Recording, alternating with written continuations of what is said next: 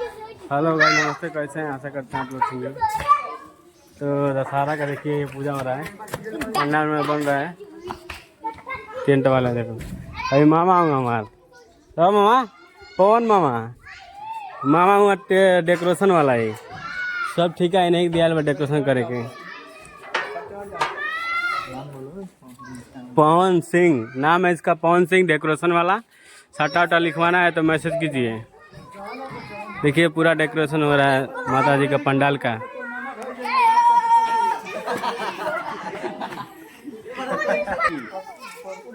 आई देखिए गांव का हजाम है।